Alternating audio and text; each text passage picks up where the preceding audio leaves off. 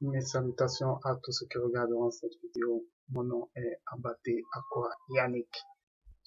Si je viens auprès de vous à ce moment que le Père, dans sa grâce immense, rend encore disponible, c'est pour partager avec vous la parole qui donne la vie, la parole qui est en toutes choses, la parole créatrice de toutes choses.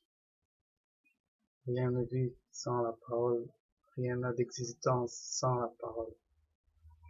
Toutes choses ont été faites par elle, et toutes choses ont été faites en elle. C'est cette parole que nous venons partager parce qu'elle est la vie des hommes. Et cette parole, elle nous a permis de connaître le Père. Parce que sans la parole, nul ne connaît le Père parce qu'il est immense. Et cette parole, elle s'est faite chair. Elle a habité au milieu de nous pour nous accorder la vie. Elle était au milieu de nous réconciliant la création d'avec son Créateur. Et elle a porté un nom d'homme. Jésus, loin de Dieu. Aujourd'hui, nous avons tout compromis. Nous avons tout perverti parce que nous nous sommes dit que Jésus est une religion. Mais le Christ, loin de Dieu, la parole de Dieu n'est pas une religion. Il est le Sauveur et le Seigneur, non d'une religion, non seulement des chrétiens, mais de tous les hommes. De tous les hommes, de toutes les tribus, de toutes les races. Il est Seigneur sur tout homme. Il est Seigneur sur toute la terre. Que vous le voulez ou pas, la parole de Dieu a sa seigneurie sur vous. Parce que ce que vous considérez comme mal a été fait par cette parole. Ce que vous considérez comme bien a été fait par cette parole. De telle sorte que si vous faites mal ou si vous faites bien, vous êtes sous la seigneurie de la parole et la parole vous rendra selon votre conviction. Aujourd'hui, nous allons partager cette parole. Mais avant de commencer, nous allons nous recommander au Père, créateur de cette parole, au Père immense, omniscient, omnipotent, lui qui est au-delà même de notre réflexion. Abba Père, tu es grand, tu es immense, et nous te rendons grâce, car c'est tout ce que nous pouvons faire. Nous n'avons pas les mots pour te prier, nous n'avons pas les mots pour te louer, mais ton esprit, par lequel tu nous as permis de devenir tes enfants, intercède pour nous. Il loue pour nous mieux que nous-mêmes. Mon Dieu, c'est par ton esprit que nous te rendons grâce, dans la profondeur de nos cœurs. Et nous nous recommandons entre tes mains, de telle sorte que tout s'accomplisse selon ta volonté. Parce que ta volonté est parfaite. Ta volonté est au-delà de la sagesse humaine, au-delà de l'intelligence des hommes, au-delà de la religion. Abba Père, qu'il soit fait selon ta volonté. Si nous avons le souffle de vie, c'est par ta grâce. Si nous sommes en santé, c'est par ta grâce. Si nous comprenons la grâce dans nos cœurs, c'est encore par ta grâce. Nous n'avons aucun effort, nous n'avons aucun mérite.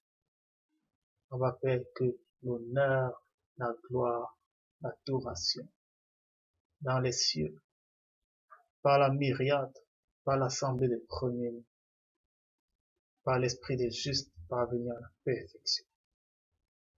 Oui, que la louange te soit rendue, à perpétuité, par ta parole, par le Christ, ton nom, qu'il en soit ainsi.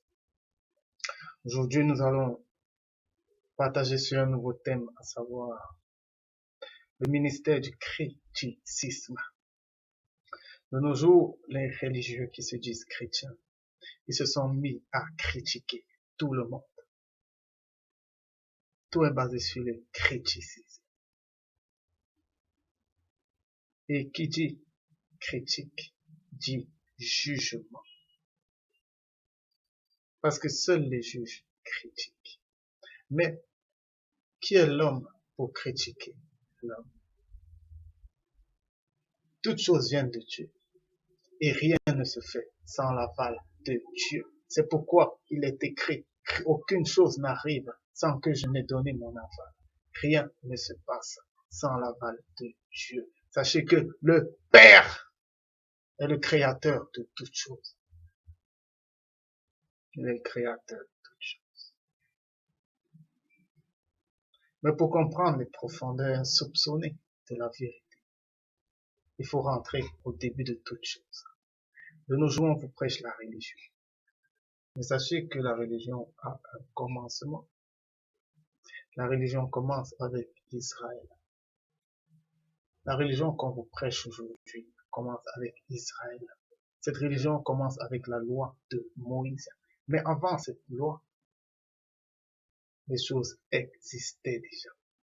Avant cette loi, l'histoire de l'humanité existait déjà. Avant cette loi, qui est venue faire découvrir aux hommes qu'ils péchaient en tuant, en convoitant. Le péché existait déjà. Et la mort sévissait déjà sur l'humanité. Sachez donc que le péché ne naît pas avec la loi de Moïse, mais le péché naît bien avant. Pour comprendre l'origine du péché, il faut rentrer au jardin d'Éden. Le péché résulte. Il est écrit que le péché est la transgression de la loi. Pour qu'il y ait péché, il faut une loi. Et la loi, c'est le fait de connaître ce qui est bien et ce qui est mal. Le premier péché d'Adam a été de connaître, d'avoir la connaissance de ce qui était bien et ce qui était mal. Et c'est de ce péché qu'est venue la mort. C'est de ce péché que nous sommes entrés sous la servitude du diable et Satan. Parce que le diable et Satan, c'est le père du péché. Si vous êtes dans le péché, eh bien vous êtes sous l'emprise du diable et de Satan. Ça veut dire en d'autres termes que le péché n'est pas le fait de faire ou de ne pas faire. Mais le péché, c'est le fait de connaître ce que tu dois faire et ce que tu ne dois pas faire. Lorsqu'Adam a connu, lorsqu'il a mangé de l'arbre de la connaissance, du bien et du mal, lorsqu'il a mangé de l'arbre qui lui permettait de savoir ce qu'il fallait faire et ce qu'il ne fallait pas faire, les fruits de cet arbre se sont directement révélés à lui. À savoir quel fruit? La sagesse, l'intelligence humaine. Les yeux se sont ouverts, les yeux physiques. Il s'est mis à juger par l'apparence. Il s'est mis à critiquer les choses. Voilà le premier péché. Parce que dans la loi se trouve le jugement. Et c'est ce péché-là. Lorsque vous vous répentez, on ne se répand pas parce qu'on a menti ou parce qu'on a volé. Non. Cette repentance, elle est bonne sur terre. Elle vous acquitte sur terre. C'est pourquoi lorsqu'on arrête un criminel, lorsqu'il dit je ne le ferai plus, eh bien, on l'acquitte sur terre. Mais devant Dieu, la repentance est la même repentance qu'Adam jusqu'à aujourd'hui devrait faire. À savoir, se repentir, d'être allé vers l'arbre de la connaissance et d'avoir connu ce qui était bien et ce qui est mal. Et c'est pour cette raison qu'Adam a été chassé du jardin d'Éden. Dieu, il est écrit. Maintenant que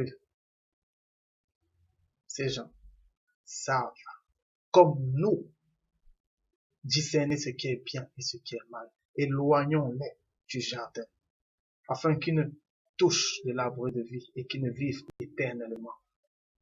La raison, c'est la connaissance.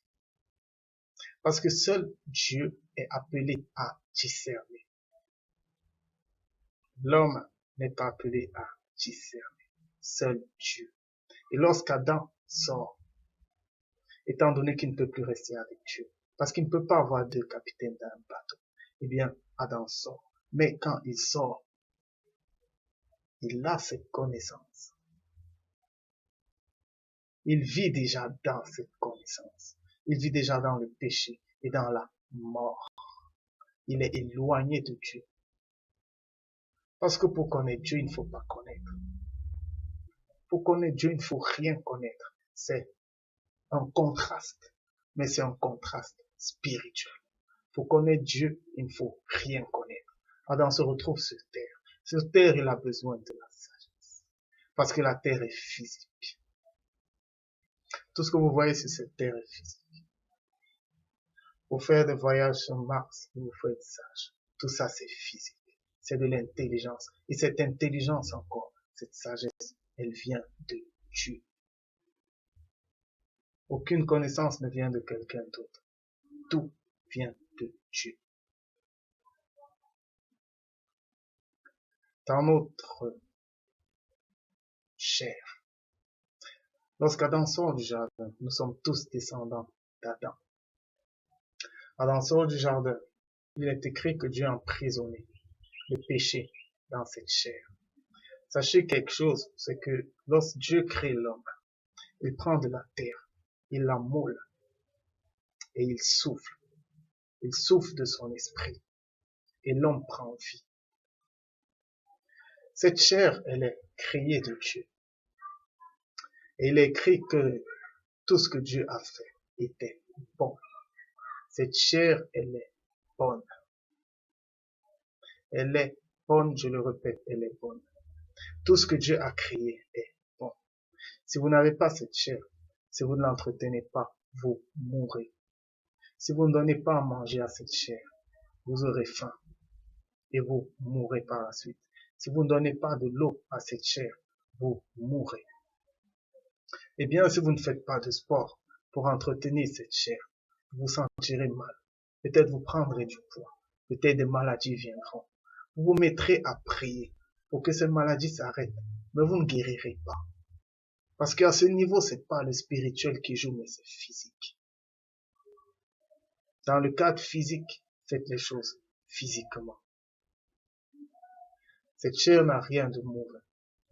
Ne la prenez pas comme votre ennemi. Mais maintenant, qu'est-ce qui fait de la chair quelque chose de divergent de l'esprit? Je vais vous amener dans un autre cadre de la chair. Cette chair, elle est bonne. Elle a été créée par Dieu. Adam, avant d'aller vers la connaissance, il avait cette chair. Mais il ne s'en rendait pas compte parce qu'il était aveugle de quelque chose. Lorsqu'Adam va vers l'arbre de la connaissance du bien et du mal, poussé par le diable, par le Léviathan, lui-même possédé par Lucifer, quelque chose se passe. Lorsqu'il reçoit l'enseignement de la loi, eh bien, la loi entre en lui. Mais maintenant, Dieu ne peut pas emprisonner la loi dans l'esprit, parce que l'esprit appartient à Dieu. Et tout être humain, lorsqu'il meurt, l'esprit rentre à Dieu. Il ne peut pas mettre ça dans l'âme, parce que l'âme est l'identité atemporelle de l'homme. L'âme est la partie éternelle de l'homme. Ça veut dire, lorsque cette chair finit, l'âme vit. Et ce sont les âmes qui seront jugées. Maintenant, il n'y a qu'un seul endroit où il puisse emprisonner cette loi que Adam a connue. Et c'est dans cette chair qui était bonne. Mais lorsque la chair était bonne, c'était quand il ne connaissait pas la loi. Mais dès le moment où Dieu emprisonne la loi dans la chair devient ennemie de Dieu. Je vous dis encore, le plus grand ennemi pour le salut d'un homme, c'est la loi. C'est la loi. Parce que si vous connaissez, si vous avez avec vous la loi, eh bien vous vous faites égal de Dieu. Parce que seul Dieu connaît ce qui est bien et ce qui est mal. Cela n'est pas donné à l'homme. Nous tous, en Adam, nous avons reçu la loi dans cette chair. Le plus grand combat de l'homme est de combattre cette loi en lui-même. Le plus grand combat de l'homme est de combattre cette loi en lui-même. Nous allons aller dans le cadre de la loi. Tout homme sur cette terre a une loi. Souvent les gens me disent, tu parles de grâce. Mais avant Christ, qu'est-ce qui s'est, les hommes qui ont vécu avant Christ, quelle sera leur destination puisqu'ils n'ont pas connu cette grâce? Eh bien, sachez que dès Adam, il y a une loi. Les hommes ont été confondus de langage. Ils ont été disséminés sur la terre. Mais ça n'empêche que la loi a perduré. Chez les Africains, il y a une loi. Chez les Européens, il y a une loi. Chez les Asiatiques, il y a une loi. Sur quoi était basée cette loi? Prenons le cadre des Africains. Les Africains, ils marchaient presque nus. Dans certains pays, ils marchaient presque nus. Au niveau de l'Australie, les aborigènes marchaient presque nus. Ça, c'était leur loi. Mais dans cette loi, ils ne considéraient pas marcher nus comme mal. Mais dans les lois d'autres, comme des Européens, cela n'était pas bien. C'était comme de l'impudicité. Mais dans tout clan, il y avait des lois. Dans tout clan. Dans tout clan, dans toute tribu, il y a des lois. Il y a certains documentaires où on va vous montrer qu'un garçon, pour devenir un homme, il fallait qu'on le fouette. Il fallait qu'on le fouette. Ça, ce sont des lois. Et ce sont des lois qui viennent de la chair. Ce ne sont pas des lois qui n'ont pas été inspirées, qui sont venues du néant. Mais chaque tribu a reçu une loi, une certaine connaissance de ce qui était bien et de ce qui était mal, qui n'était pas une loi universelle, mais qui était une loi tribale, une loi de clan. Comme pour vous dire que la loi a toujours existé. Connaître ce qui est bien et ce qui est mal a toujours existé. Et c'est dans cette connaissance-là que se trouve le péché. Mais au fil du temps maintenant, au fil du temps, les choses ont évolué. Au fil du temps, les anciennes lois ont été phagocytées par les lois universelles venant de l'Occident, par l'esclavage, par la traite négrière, par les croisades. Il y a une loi universelle qui s'est installée. Mais vous allez dire que l'esclavage n'est pas bien, que ces choses ne sont pas bien. Mais moi, je vous dis qu'elles sont venues selon la volonté du Père. Les croisades, c'est la volonté du Père. David lui-même a fait la guerre. Josué a fait la guerre. Lorsqu'Israël devait entrer dans la terre promise et recevoir en partage les différentes portions pour les différentes tribus, eh bien, ils ont dû faire la guerre. Ils ont tué. Ils ont pillé. Sachez donc que toutes ces choses viennent de Dieu. S'il y a eu l'esclavage, c'est pour la gloire de Dieu. Parce qu'il fallait que tous les hommes soient regroupés autour d'une même loi. Et qu'au sortir de cette loi, on puisse savoir ce qu'était la grâce. Si vous ne connaissez pas Israël physique, vous ne connaîtrez pas Christ. Parce que Christ vient de l'Israël physique. Il vient de l'Israël physique. Maintenant, certaines personnes ont religiosé la vérité. Vous avez pris le nom de Jésus, loin de Dieu. Et vous en avez fait une religion. Mais la parole de Dieu n'est pas religieuse. Jésus n'est pas religieux. Jésus est spirituel. Jésus est l'esprit. Il est la parole de Dieu. Et tout homme toute créature sur cette terre tremble devant cette parole et se prosterne à ses pieds. Il n'y a pas de Jésus sans grâce. Et il n'y a pas de grâce sans Jésus. Le Christ est venu pour une chose, c'est ôter le péché. L'agneau de Dieu est venu ôter le péché. Lorsqu'on dit que Christ est notre Seigneur et Sauveur, il est venu nous sauver. Mais nous sauver de quoi? Il est venu nous sauver du péché, parce que le péché conduit à la mort. Alors il nous a ôté le péché et il nous accorde la vie. Mais ça, c'est uniquement par la grâce. Jésus est le Christ est le seul par lequel on obtient la grâce de Dieu. Et sans la grâce, nous sommes condamnés au jugement. Sans la grâce, nous sommes condamnés au jugement. Josué a été un grand serviteur de Dieu. Josué a adressé une prière à Dieu et le soleil s'est arrêté. Moïse était un grand serviteur de Dieu. Les deux ont ouvert la mer pour que le peuple passe. Ils ont opéré des prodiges et des miracles. Et à la fin de sa vie, on dit que Moïse n'avait rien perdu de sa force. Moïse était l'ami de Dieu. Moïse parlait avec Dieu. Mais ces deux personnes ont été sauvées par grâce. Ces deux personnes étaient vouées au jugement. Lorsque vous allez lire Judas et le prophète, lorsqu'on vous parle de ces deux personnes, on va vous dire que le diable est venu contester leur corps. Parce que ces deux personnes vivaient dans quelque chose sur lequel le diable a la force, à savoir la loi. Moïse a vécu dans la loi. Josué a vécu dans la loi. Et sachez que la loi ne sauve pas.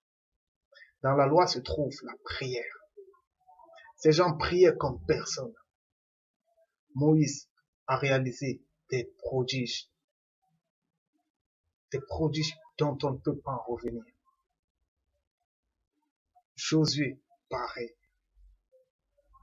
Mais ces deux personnes, lorsqu'elles se sont trouvées devant les tribunaux de Dieu, eh bien, leur robe était souillée.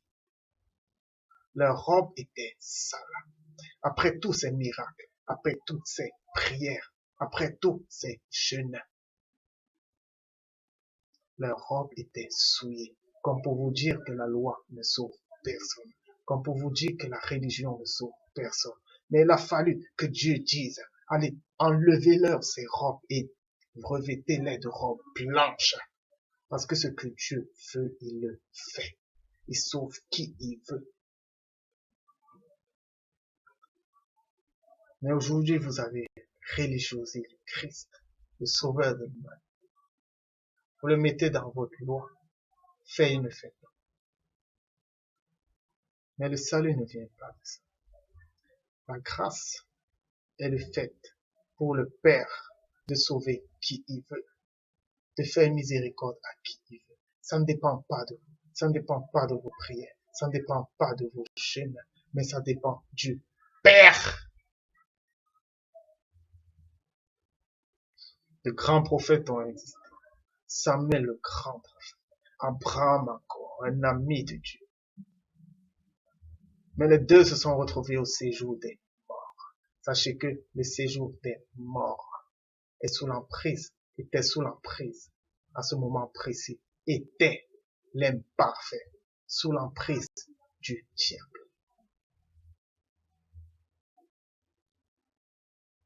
Mais ces hommes de Dieu, qu'est-ce qu'ils faisaient là-bas? C'était parce qu'ils ont vécu sous la loi. Ils ont vécu sous la loi. Ils ont vécu sous la loi. Parce qu'il fallait que Christ vienne prêcher la loi. Il fallait qu'il meure et qu'il descende dans les profondeurs pour prêcher la grâce. Et pour que ces personnes-là quittent du séjour des morts. Parce que le Christ a ravi les clés du séjour des morts au mal. Mais aujourd'hui, croyez que c'est par la loi. La loi qui vous condamne, qui vous juge et qui vous permet de critiquer. que vous serez sourds. Le blasphème du Saint-Esprit se trouve dans la loi. Pour blasphémer, et je vais me circonscrire. Lorsque Christ parle du blasphème du Saint-Esprit, c'est à l'occasion de quelque chose. Les légalistes, les gens de la loi, il ne s'agit pas des païens. Les gens de la loi lui disaient, tu chasses les démons par Belzéboul. Eh bien, il leur dit, tout péché peut vous être pardonné, sauf le fait de blasphémer contre le Saint-Esprit. Ça veut dire donner au diable ce qui vient de Dieu. Maintenant, je vous redis, la loi vous permet de discerner, mais de discerner les choses physiques. La loi n'a rien à voir avec le spirituel. Dans le spirituel, aucun homme ne peut discerner. L'homme se laisse conduire. Sachez donc qu'à chaque fois que vous critiquerez, que vous essayez de discerner ce qui est bien et ce qui est mal selon Dieu, vous serez proche de ce blasphème. Vous serez proche de ce blasphème. Et c'est pourquoi personne ne peut juger. Juger des choses physiques, juger des choses terrestres, mais les choses spirituelles. Le jugement est à Dieu et à lui seul, parce qu'il ne partage sa gloire avec personne. Personne. Vous accrochez à la loi. Parce que dans la loi, vous dites que vous vous sanctifiez. Vous faites ce qui est bien. Mais sachez donc que la loi est basée sur la connaissance du bien et du mal. Vous ne pouvez pas connaître ce qui est bien dans la loi, c'est impossible. Le mal, vous le connaîtrez aussi. Et vous le ferez. Vous le ferez. Et vous ne savez rien. Nous ne savons rien. À chaque fois que des gens ont reçu la loi, ils ont connu ce qui était bien et ce qui était mal. Parce que les deux marchent de pair. Dans le judaïsme, il y a ce qu'on appelle la Kabbale. La Kabbale, c'est un côté ésotérique. Dans l'islam, vous allez voir la Yassine, c'est un côté ésotérique. C'est un côté mystique. Ça veut dire les deux vont de pair. Si vous vous engouffrez dans la loi, sachez qu'elle vous apprendra ce qui est mal. Et dans ce qui est mal, il y a le jugement des autres. Il y a la critique. Vous n'êtes pas là pour critiquer. Vous n'êtes pas là pour juger spirituellement. Et c'est pourquoi, dans la grâce, personne ne peut dire tel ira au ciel ou tel descendra en enfer. Ça ne se dit pas. Parce qu'aucun homme n'a la possibilité de juger. Mais Dieu seul juge. Parce qu'il est le Tout-Puissant. Le Tout-Puissant, il a la capacité de juger. Maintenant, la loi vous apprend ce qui est bien et ce qui est mal. Sachez une chose, c'est que la Bible est un livre profond. Aujourd'hui, comme vous avez religiosité tout, vous limitez la Bible à une utilisation chrétienne. La Bible n'est pas chrétienne. La Bible est mondiale. La Bible est universelle. La Bible est pour tous les hommes. Mais maintenant, il faut qu'un homme vous parle des profondeurs bibliques. Parce que cela n'est pas donné à tout le monde. Je vous dis que la Bible est un livre de loi. Ça veut dire que dans la Bible n'est pas spirituelle. Suivez bien ce que je veux vous dire. Les Écritures ne sont pas spirituelles. L'Esprit est l'Esprit. Les Écritures sont physiques. Maintenant, la loi des Écritures, dans la loi, se trouve l'enseignement du bien et du mal. Mais qu'est-ce qui est bien et qu'est-ce qui est mal? Rentrons au jardin d'Éden.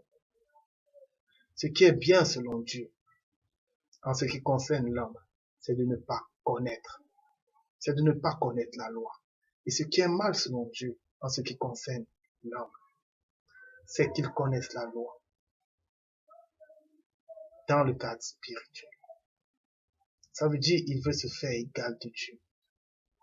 Dieu ne partage sa gloire avec personne. Voilà le bien et le mal. Dans le livre de la loi, vous serez enseigné sur le bien, mais aussi sur le mal. C'est pourquoi il y a deux voies dans la Bible. Il y a la voie du juif, de celui qui trouve dans la connaissance du bien et du mal son salut. Et il y a la voie de celui qui est dans la grâce. Ça veut dire qu'il sait qu'il ne connaît rien. Et qu'il sait qu'il ne doit rien connaître, il doit être aveugle. C'est deux voies. Parce que la Bible, c'est un livre de loi. Et maintenant, l'esprit, c'est pourquoi je vous dis, la lettre a besoin de l'esprit pour vivre. L'esprit vient et vous révèle ces deux voies. Cherche et tu trouveras. Loi. Cherchez premièrement le royaume des cieux. Loi. Pourquoi c'est la loi? Pour une seule raison. C'est qu'on vous attribue la possibilité. On vous attribue un effort. L'homme ne fait aucun effort parce que Christ est l'effort de Dieu. C'est Dieu qui vous met le vouloir et le faire par sa parole, par Jésus-Christ. Vous ne faites aucun effort. Parce que derrière l'effort, il y a le culte du je qui grandit. J'ai cherché et j'ai trouvé. J'ai cherché le royaume des cieux et je suis celui que je suis. Je me sanctifie. Je prie beaucoup. Je jeûne beaucoup. Ça me rappelle la prière du pharisien. Je donne mes dîmes et mes offrandes. Nous ne sommes rien. Et ça, c'est une foi. La voie du jeu. Et personne ne peut me contester. Dès que vous êtes sous la loi, eh bien, le jeu vient. Je fais des carènes.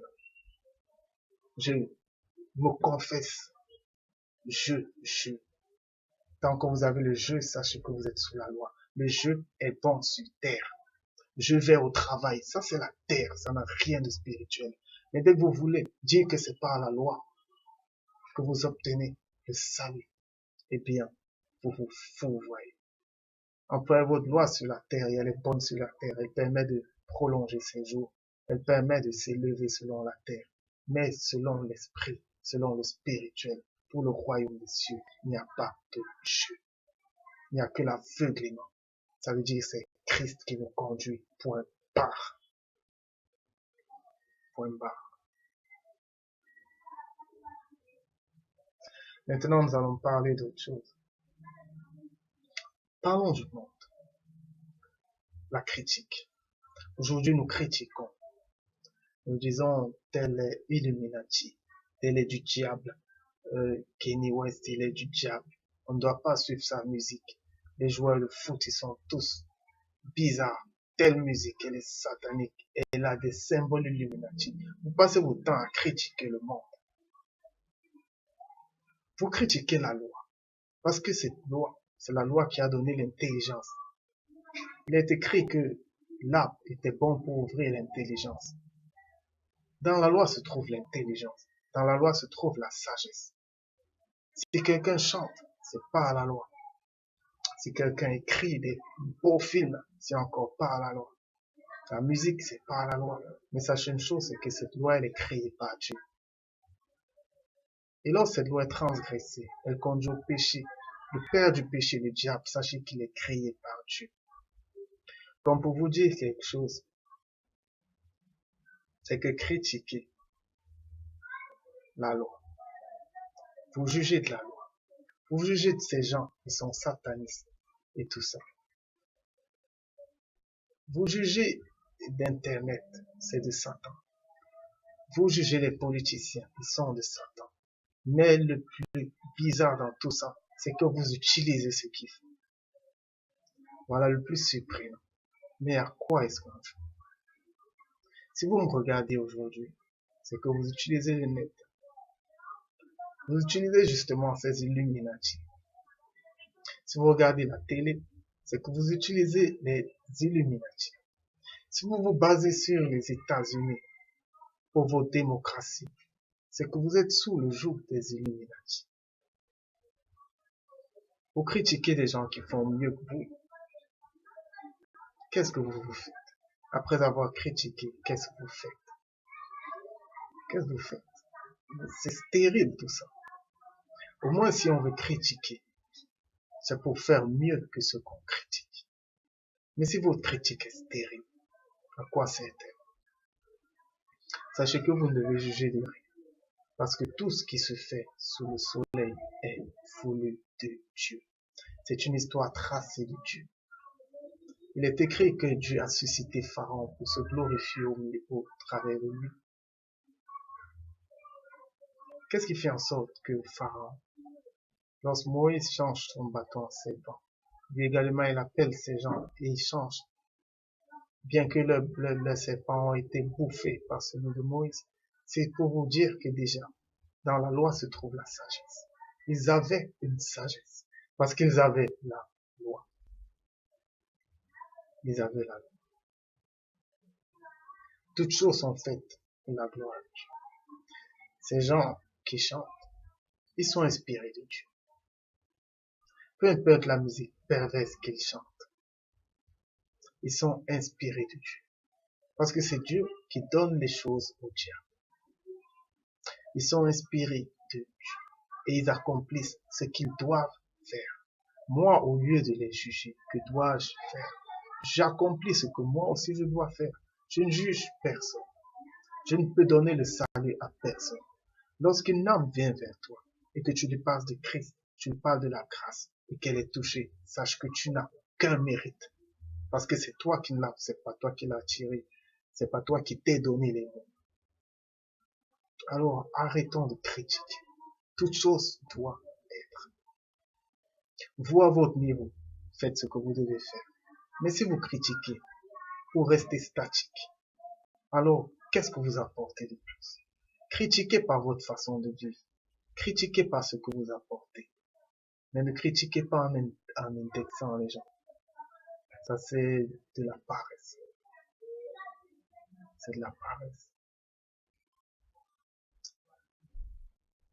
Le criticisme, le jugement, c'est pas spirituel.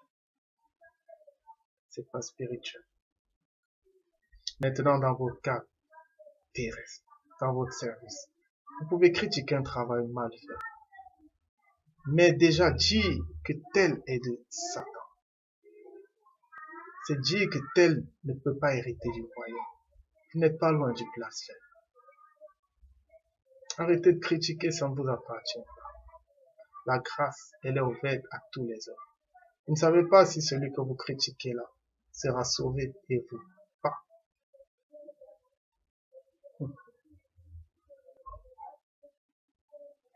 La loi, la connaissance du bien et du mal, c'est Dieu qui l'a fait croître. Et personne d'autre. C'est Dieu qui l'a fait croître. Et personne d'autre. Qu'est-ce que j'essaie de dire? Allons dans la tentation. Lorsque Christ se fait baptiser, il reçoit le Saint-Esprit. Il est écrit que l'Esprit le porte sur la montagne pour qu'il soit tenté. Comment est-ce que vous expliquez que ce soit l'Esprit qui l'amène vers la tentation du diable? Comment vous comprenez que c'est l'Esprit qui le pousse vers le diable? Vous ne pouvez pas le comprendre parce que vous craignez le diable. Mais sachez une chose, ce n'est pas le diable qui est à craindre, mais c'est la loi en nous tous. Et cette loi nous amène toujours, parce qu'elle est dans notre chair, elle nous amène toujours à l'épouser. Mais n'épousez pas la loi. N'épousez pas la loi. Soyez aveugle de cette loi dans le cadre spirituel. Parce qu'à chaque fois que vous épousez la loi, vous allez juger, vous allez critiquer, vous allez juger selon l'apparence.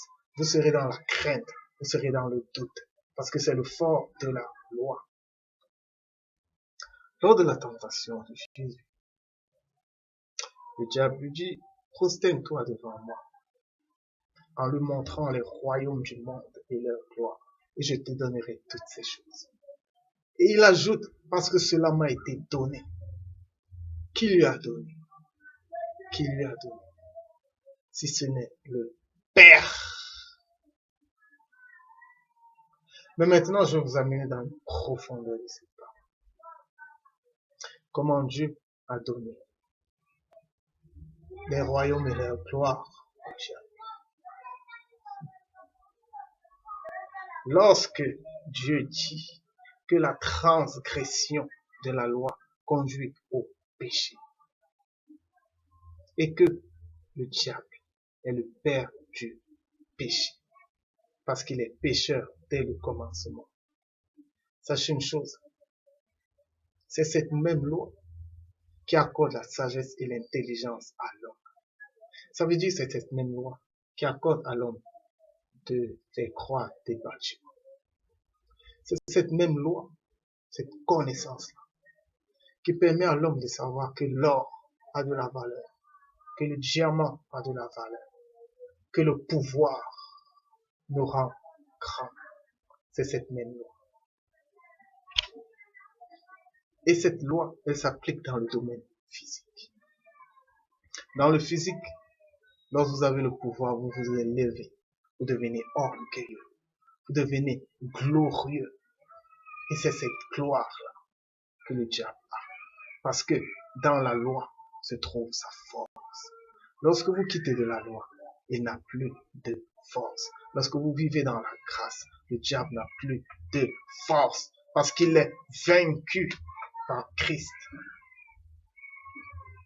Lorsqu'il dit à Christ, les royaumes, la gloire de ce monde m'appartient, il se base encore là sous la loi.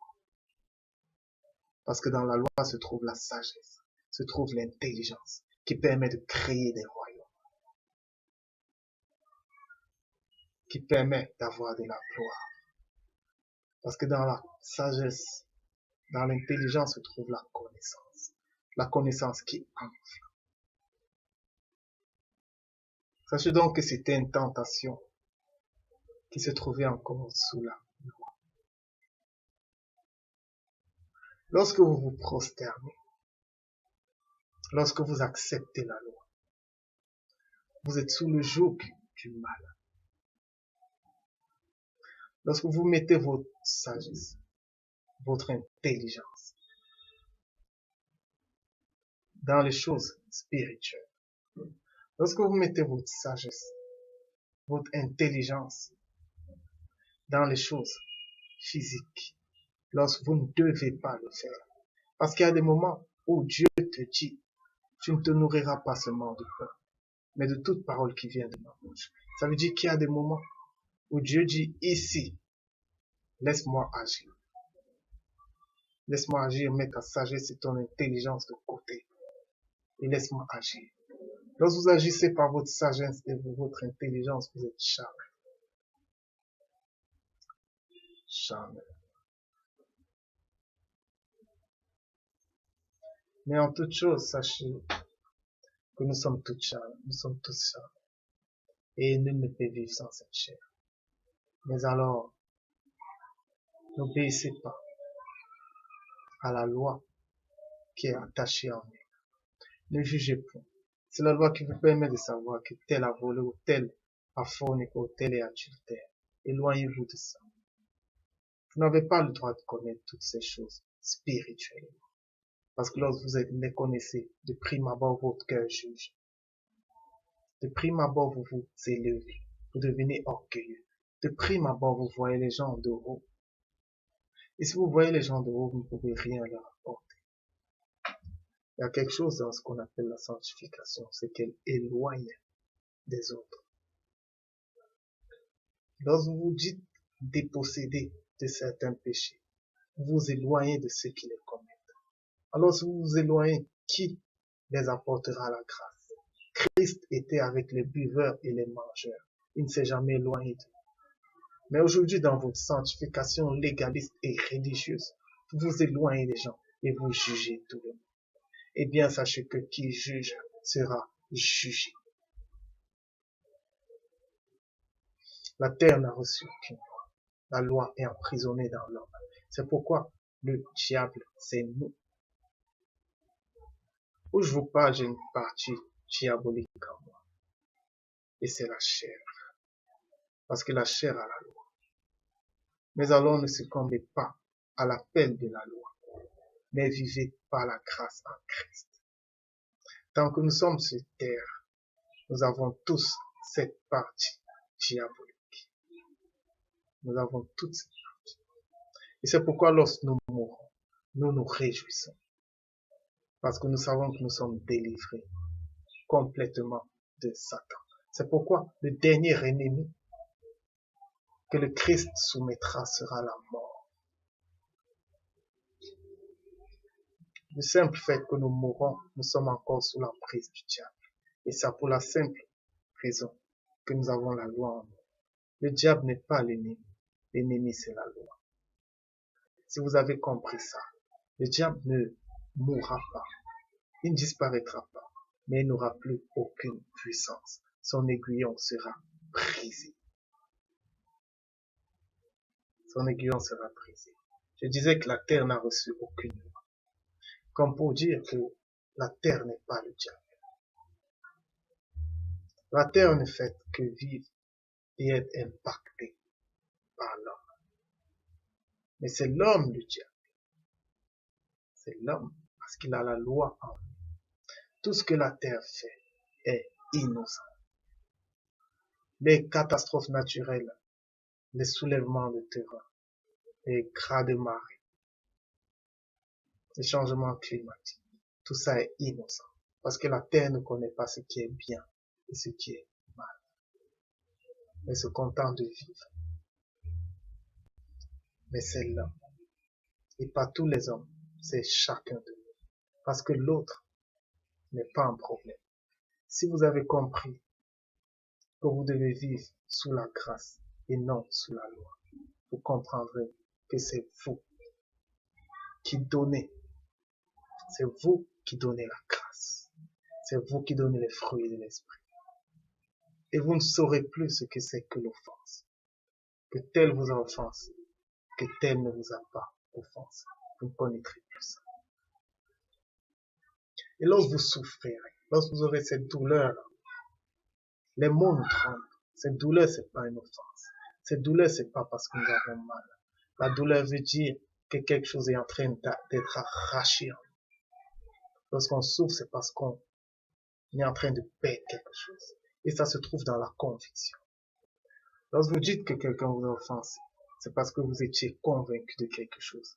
Mais cette personne vous a amené à douter de cette conviction. Et alors, pour quitter de cette ancienne conviction pour une autre, vous devez souffrir. Parce que pour changer de conviction, il y a une douleur. C'est pas une offense, c'est un changement de conviction. C'est un changement de conviction.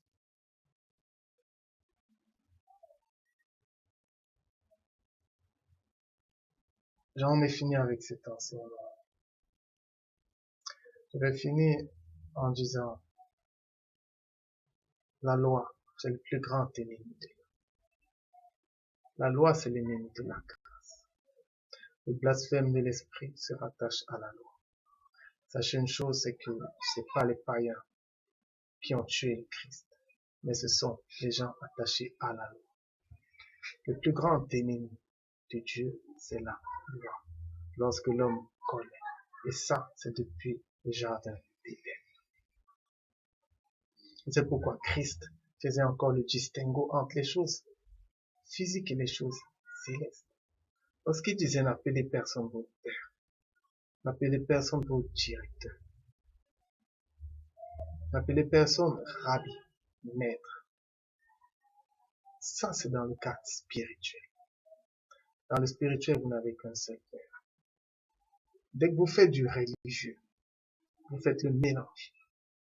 Vous prenez les religieux qui vous prêchent la loi de Moïse et vous les appelez pères, vous les appelez directeurs. Sachez que vous avez tout faux. Mais contrairement à ça, dans le physique, vous pouvez le faire. Dans le physique, vous avez des pères physiques qui vous ont donné naissance physiquement. Vous avez des maîtres qui vous enseignent à l'école. Vous avez également des directeurs. Ça, c'est dans le cadre physique. Faites donc le distinguo.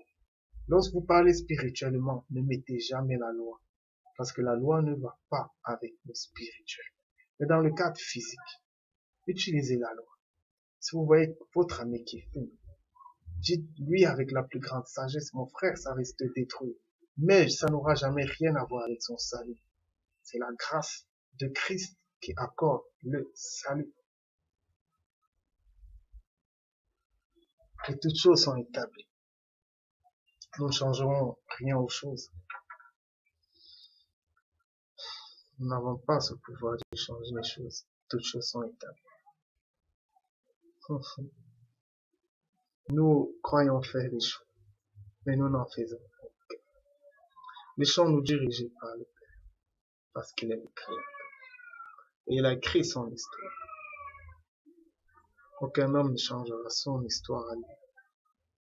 Peu importe les efforts que vous faites, peu importe les prières que vous faites, les jeûnes que vous faites, les nuits de prière que vous faites, les saintes scènes que vous faites, et les baptêmes que vous faites, et les dîmes que vous donnez, eh bien, ça ne donne aucun salut parce que c'est religieux. Seule la grâce donne le salut. Mais encore, pour comprendre la grâce, il faut que l'Esprit vous permette de la comprendre dans votre cœur. Et ça encore, c'est une grâce de Dieu. J'en ai fini avec cet enseignement. Aujourd'hui, nous savons qui nous sommes par l'Esprit. Et moi, je sais qui je suis. Je vais vous dire qui je suis. En fait, je ne suis rien. Et à chaque fois que vous voyez l'immensité de Dieu, vous comprenez que nous comprenons tous que nous sommes rien. Si nous vivons cette grâce, nous comprenons que notre sagesse est limitée. Notre intelligence est limitée. J'aimerais être comme un enfant, parce que les enfants comprennent ces choses. J'aimerais être comme un enfant lorsqu'il n'a pas encore connu la loi. Parce qu'ils sont beaux, ils sont innocents, ils sont sincères. Peu importe qu'ils fassent ce que les gens qualifient de mal ou de bien, ils sont sincères. Et c'est pourquoi Christ les aime. Eh bien, soyons comme des petits enfants. Arrêtons de critiquer, que ce soit le monde, que ce soit dans ce que vous appelez votre religion. Arrêtez de vous critiquer entre frères. Arrêtez de critiquer le monde. Surtout lorsque vous voulez relier ça au spirituel. Lorsque vous les appelez satanistes, arrêtez de le dire. Si eux-mêmes ils disent ça d'eux, ils ne savent même pas ce qu'ils disent.